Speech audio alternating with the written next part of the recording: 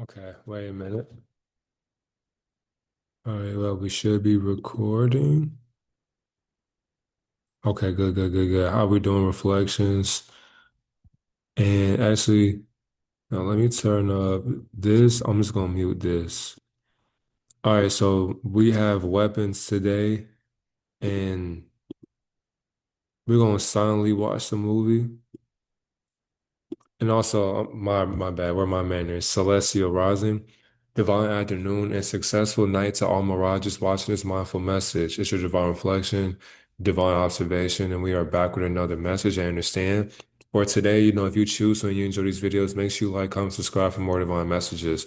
And we're basically just going to cover how to watch out for an Aunt Gladys.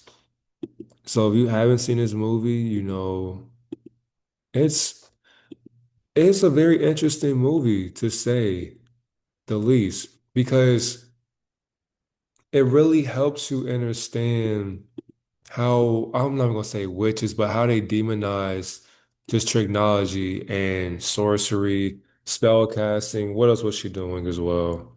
How she's able to cloak being a high-ranking entity host, all of that. So right here, this is what a high-ranking entity host will look like a lot of times. And all the people that got mentioned, so the guy that's in front of her, or well, we know that they're inverted, so all the people in Hollywood, but by her getting her victims, it's not even just her. So what, and I'm just going to go through all the different key points that I got as well. But I noticed that all the high-ranking entity hosts energetically, they need to get around different intelligent forms so that they're able to take their energy away. And then that's when their ways are going to be placed into this realm to where they're taking from other people. And as they're breaking, it's like how she was breaking the stick, when she's breaking her version of magic or sorcery, these people had to do what she says because she found ties to them. So she only wanted to go in there because she needed the ribbon. So whenever the blood was exchanged, the hair was exchanged, and then she had the bowl of water, all she needed was just a certain person that was tied into the feeling and then just the memory as well. Once that processor was already simulated in her mind, she now was, what I put down? She put them into sympathetic blood binding. So when you have false empathy and then you bind that with a spell with blood as well, and you work around that and you break it, now the binding of her intentions and just her actions as far as the control, that's when it gets placed into what's the movie portrayed. If you did see this movie, now it is on the free movie website as well. So if you haven't seen it, I suggest you see it because it was interesting.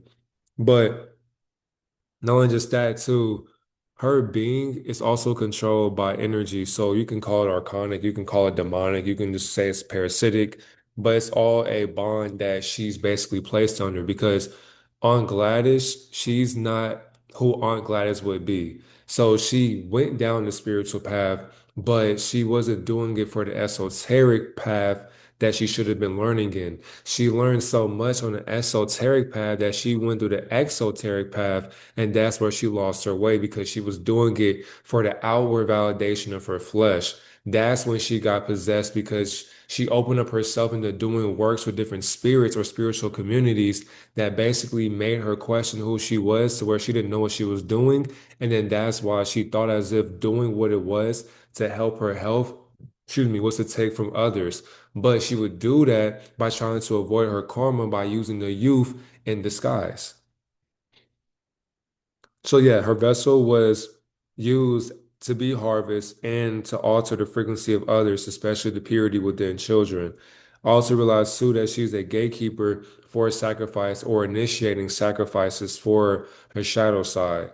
And so, well, this is basically a guy, but in the movie she will be a lady. But this actor right here, basically in her description, her role, it was basically used to be the initiator for trauma and control. So if you've seen the part where, cause it's supposed to show Alex, Yep, it wasn't this part, it wasn't that part, it wasn't that part. Yeah. So that was when, because the parents are still by the table. Yep. Yep, so I'm gonna play that out loud. But see, right there. Okay. That was how you know she's a gatekeeper for initiating that sacrifice right there. Because if she wanted to, or if he wanted to, the actor could have made the child's parents stab themselves to death with a fork. And that's how she was in tune with that, whatever that mobilizer did to tell her mind to work through that spell casting ritual and put it upon the family. As she did that, that's how a lot of the vibrations, as far as guardianship, they will go through this initiation that alters the way the youth will see themselves, their family, and the other person that they call family, like an aunt or uncle, or the person who's doing the casting for the spell. So, and the thing is too, amnesia will also get stronger because when she told Alex, don't tell anybody I did this or whatever, like don't tell your classmates, don't let anybody know about what's going on, or else she could make her parents do far worse things that the boy would never want to imagine. So when they place that on people within these different environments, it's basically putting the spell of amnesia or even just forgetting in general or forgetfulness into the controlling of the energetic imprinting for the auric field that the boy is in or the child is in. So whenever you're placing these different spells onto the parents like this, now for this child to learn about what's controlling them as he was seeing or as the actor was noticing. That's exactly why this collective spell is getting casted in places like Hollywood or even in Antarctica or even above our simulation or even outside of our simulation. So all these different things were planted into our DNA or our bloodstream, which is exactly why for them to control that energy, to control that feeling, they need to traffic the youth. They need to get elders, they need to start bringing in adults as well who also have purified energy. So the ones who are plant-based, the ones who are taking care of their mind, taking care of their spirit, these higher orders will want versions of them so where you can align both the youth and the being who's older that and they're both taking care of themselves spiritually, mentally, physically, emotionally, and you put them together and you slaughter their emotions and then you harness that by drinking it or even wearing the skin. That's when they can make themselves become your family. They can bring your consciousness right back into a different body. So now they can play your uncle, your aunt, your mom, or your dad, and you're playing this child. You don't know who your family members are, but these elders or these vampiric spirits, they're in your family, in your future, and you think as if you're in the past currently, but future, when the future aspect, you're stuck in their past because they enslave themselves currently to where you're blind to what you see in the future because their future is stuck in your past. You just were gone or you were crucified in the past life to where you are going through the same exact collective spell through amnesia at this present moment. And that's why the boy is surprised. But surprisingly, if the boy was able to remember at a young age what this stuff was by being taught it at an early age, these things wouldn't be surprising. And then the gifts that we spiritually are having, because we're having these gifts now to stop these things from happening. But if the child was taught that early, that's when the spell would happen way faster to where he can combat his aunt from doing because that the aunt, the caster was basically her sister. So he could stop his aunt from doing that to his mom.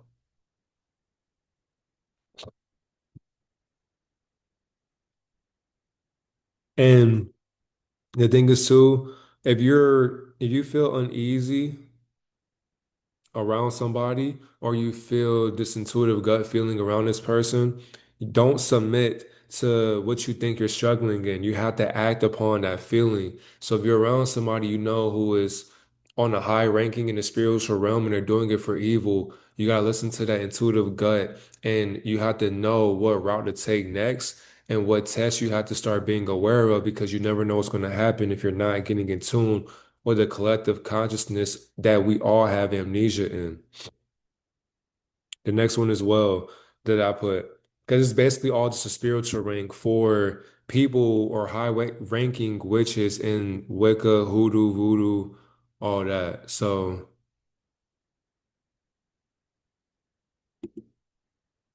that she needed this house to be the womb for magnetism. Now, if you watch this, think about the meth head who, or the crackhead who went into the house, the police officer, the teacher went in there. It was the dad as well, whose son was his son's bully or her because it was their family. So this boy had a bully and then a father who was the organizer, or who was supposed to be the orchestrator for, or the lead for police watch, neighborhood watch, or even just for the children. His son was abducted by this being right here. And they were in the house the whole entire time. So all the kids that went into this house, they were downstairs in the basement. And that's exactly why I call this house the womb for magnetism, because she used divine femininity for the inversion of what most people aren't awakened into, which is exactly why the house that they were in is a symbol for the womb, because spiritually, she was mimicking false sense of safety and comfort. And the trap of being a motherly figure was laced by what she made a child do as far as getting the name tags, anything that they had in their possession in the classroom. He put that into the bag. She had a spell with that. She put it into a bowl, had fire, the element of fire, and then spit in it and put all other things into it. And that's when it enhanced the spell to get the children to come into the house. And that's exactly how, too, energetically, these beings walked into that motherly sensation of magnetism because she opened up her womb in the house by blocking it off at first so that the outside energy couldn't understand what was going on inside of her version of church.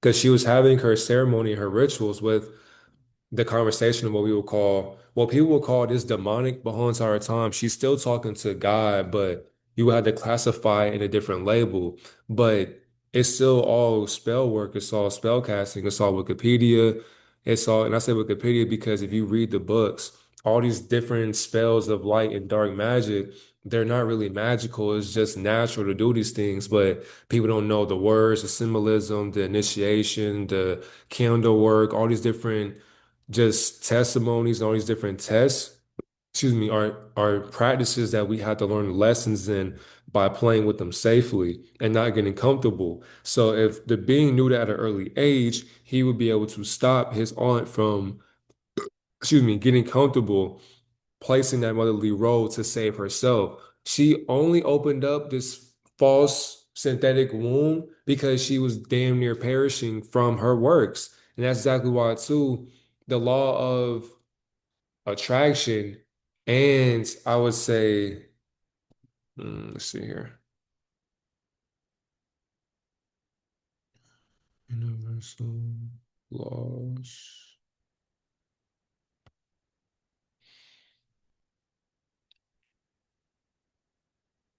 Okay. Now the law, so law of vibration, law of correspondence, law of attraction, law of action, law of cause and effect, which would basically be karma. So the actions have consequences. Law of compensation, what you give returns. So by her giving this energy, she got it right back. That's exactly why she was looking like she was a zombie or those things off of Lord of the Rings. Law of relativity. Everything is relative. Law of polarity. Everything has an opposite. The law of rhythm. Everything flows in cycles. So law of gender as well. All these different laws, she disobeyed them. That's why towards the end, the kids ended up ripping her body apart. But not only just that, she had a strong influence too with higher shadow beings in realms that go beyond the fifth dimension. So because she had the access on the other side of higher realms, that's why she didn't have to touch anybody with her spell word because she was manipulating these beings from a mental plane. So once you go into the astral, so celestial, you go into the higher quantum celestial astral mental plane, esoteric. ethereal, there are many different dimensions that beings can level themselves in. As she was going into that mental plane, she was orchestrating emotions. So it was basically going above the arcanic control or the grid. And then that's why energetically she could bypass other people's spirits because they didn't have the effort to control what was going on, and they didn't know how to access their observation clearly to where she was able to redirect their solar observation to her liking, and then she would go into their mind, and that's when they lost themselves in this process. And that's why too I called it a sympathetic blood bonding. And then you can call it too womb-born parasite rights, or you can call it astral leechcraft, or you can call it as well a familiar Masonic tricks, binding or bonding, and then blood pacts. Because she made a blood pact too with herself. That's why when she would cut herself with the stick, she would put it into the water. And that's why she had the principle running like a madman and all that. And so that right there was the indicator for because she did that spell, and then once she did the ringing, amnesia, the womb, and then after that, by her sacrificing her blood, putting it into that bowl, into the element of water, flowing into the shadow side of the spirit, that's when she's making herself a parasite to get harvested internally. So it's taking days, it's taking just the length of her spirit and it's diminishing because of what she wants to do for the outward validation for what she wants to be in control of. That's why her shadow influence was showing in this movie when the kids came in. And that's why they also have the symbolism right here as well, telling you that their energy wasn't above their head anymore. So they were just basically, it was like something was holding on to them, guiding them, and she didn't have to do anything or touch them. That's why she got the hands and all that. All that was just symbolic through religion. And that's why in religion they won't teach you these things, but that's why religion can be a gateway towards this enlightenment so that we don't get caught up in these different ways that we can escape from. Because all these things come from the beings who aren't really in tune with their emotions or just the gateways of their energetic chakra systems.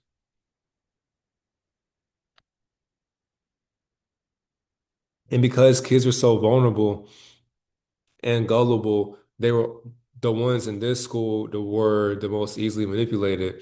And because too, he had a key part in that by taking their belongings, and that connection was how she was able to get a hold of them. So it wasn't like she just knew who to get. No, she had to use this gatekeeper as well, which is why he was able to stop her or his gatekeeper, but really her in real life. But this actor was able to stop their gatekeeper in the movie. And then that's when the kids ended up turning against the spell casting. And what I realized too, with how witches do that, let's go back.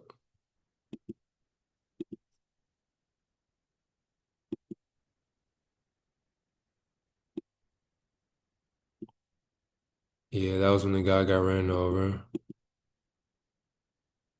with a principal.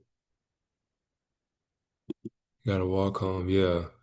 So I noticed about beings like this, they will make it seem as if they have this comfort zone that you can get used to, you can get vulnerable with, you can tell your secrets to, she'll take care of you, give you food and all that. But that, I would say, because it's not really a form of wisdom, but I would say it's a conniving way of showing what wisdom can do if you're not discerning what the person is teaching you in front of your face. And that's how this can keep you bound to their energy if you're not seeing the cloak that they are controlling as far as pretending to care about you, but they're disguising what they want to take away from you if you don't know what their teachings are doing to what they're blind by. And then her, just by her being in her presence, it was bending everybody's reality because she was able to get children out of their house to come to their house.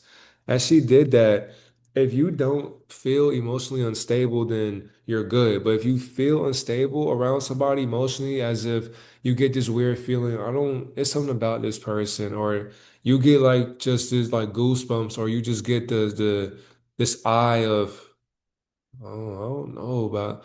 That's how you know there's something that you may be judging that you could be clouded by, but you see through the clouded judgment, understand that gateway once again. You never know what Satanism can paint, but once you stop tying it into that and you move through the symbolism by learning about it and learning about the shadow side, that's when you can see if your reality is bending as well, or if it's just what they mirrored about what already been in their section of their auric field.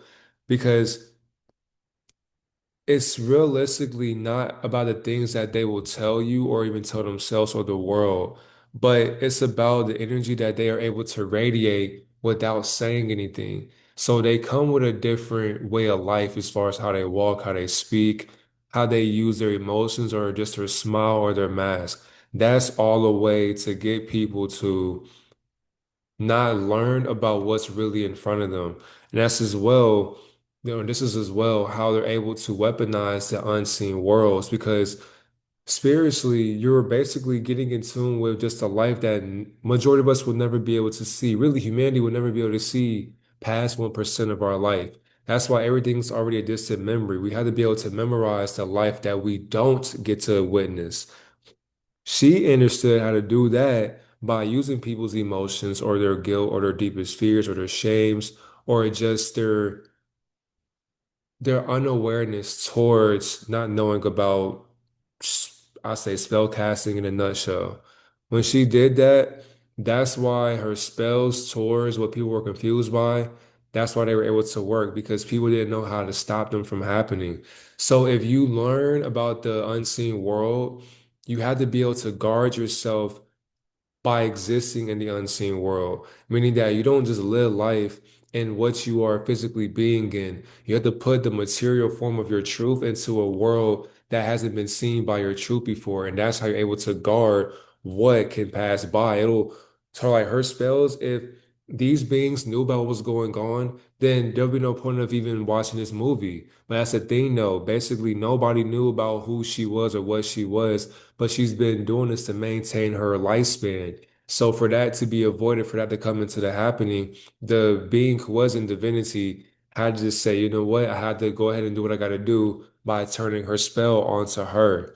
So her weaponizing of the unseen world basically turned back on her because she didn't understand the studying of the laws of the universal spectrum for the universe. Because the universe has laws as well that you can't go against. And that's how as well she was thriving in the collective being blind. Because the fear people had is what protected the illusion. They thought it was the teacher. The people in the town thought that it was this lady right here. And that was the number one way for her to keep this stuff going because if the people in the town, if they thought as if what she was doing was witchcraft, they made it that truth. If you watch that truth collectively hold on to each other, then their energy becomes enhanced because they're focusing on an individual who doesn't even know what's going on. But that's how the spellcaster is able to continue to maintain that power because they're leeching off of the energy by listening to it in the news or the newspaper or eavesdropping somehow, somewhere, because they can bring their energy by being mindful and putting themselves into it's a what's that gift called?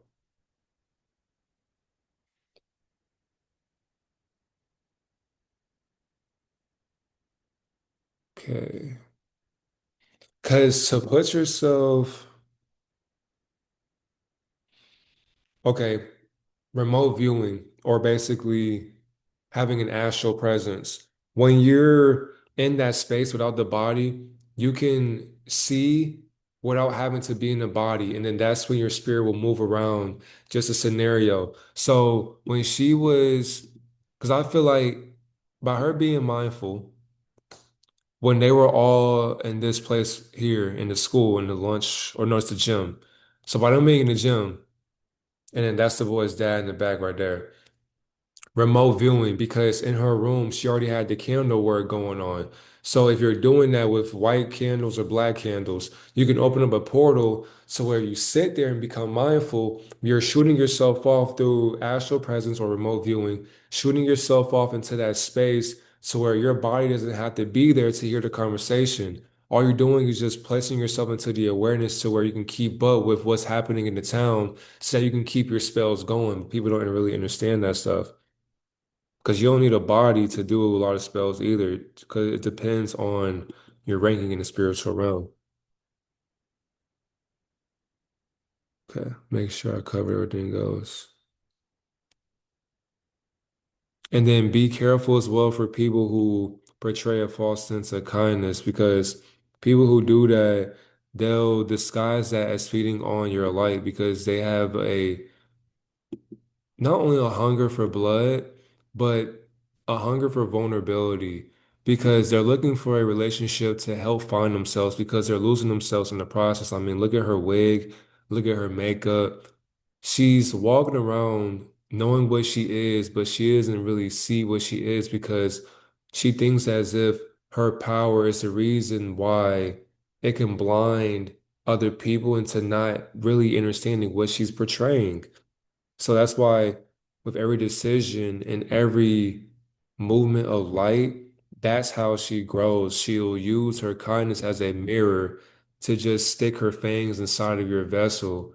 And without her really literally doing the act, she's spiritually doing the act by taking from people that belong to them, as far as the children's names, some or clipping the teacher's hair from the boy's parents, doing the ribbons, a stick, blood, her blood. So combining all of that manipulates the spell that she was just casting upon everybody else.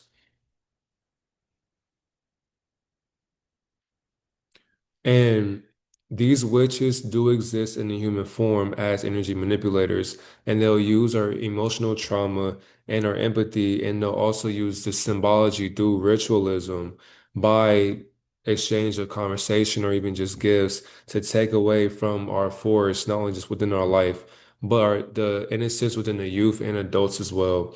And then they will place us into a spiritual contract that will trap the being without even knowing it, which is why you gotta be careful of who's touching you. Be careful who takes from you. Be careful of who's in your family. Be careful of who's talking to your family. Be careful of who's even touching your household or who's coming to your household. Like when she came into to their property and she was begging for some water. That was his fault for opening up the door to somebody he never met besides school because he was trying to talk to the parents, but she wanted to talk for the parents instead. And then once she got their okay, that's when she knew that she hit them right at their lowest point because they weren't being aware of their Christ consciousness. That's why the people who had their hands out, they were operating in their lower ways because that was just their life being stuck in that manner of the sorcery at hand. And she was the handler for the energy to being given towards the people who didn't know what she was doing this stuff for. So see, she's opening up herself to the womb. She's touching the womb, seeing all the symbols that she can be aligned with, getting herself excited to power up the energy to make the blood, let's say, cause herself to no the adrenaline in her blood will cause her to have the spell work times 10 because the lies are spicing it up, her intentions, her commands, her controls, and then just her learning. All that is why the spell did what it did. And I don't want to play it because, yeah, copyright. Okay, got the bowl. Yep, he said, "Are those my ribbons?" Got the stick right there. Yep, got the blood.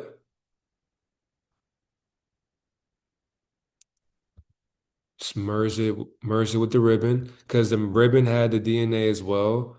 Scissors that she used for the teacher's hair got his hair as well.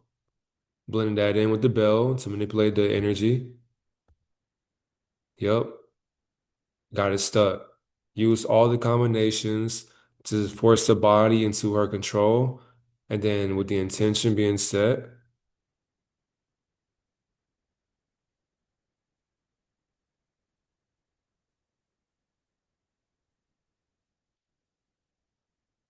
and then sangromancy as well. But blood pack solar binding.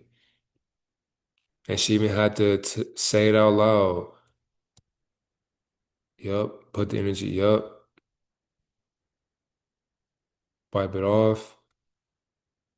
And then she already told the being as well what to do as far as afterwards. Yep, because then you wrap the hair of the person, you break that part of stick, and then they go ahead and just do it. The blood just made it stronger as well. And then just researching. And if you just watch the movie as well, that's really all it was. All she did was make sure that she had some tie to somebody close to Alex, to where if she could get a piece of what was close to them and merge that with her current reality, she could avoid what she knew she was going to be placed into damnation with. And that's why, towards the ending, all that she did backfired on her, which is why all the kids got their get back on her and they ripped her body apart. Which is why you got to be careful.